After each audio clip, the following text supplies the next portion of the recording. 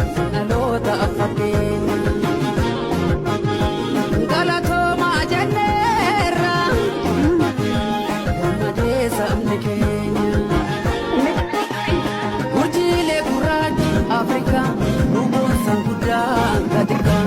Abbee biqilaan kan dhufe Hayilee Gabrasillaasee itti fufe.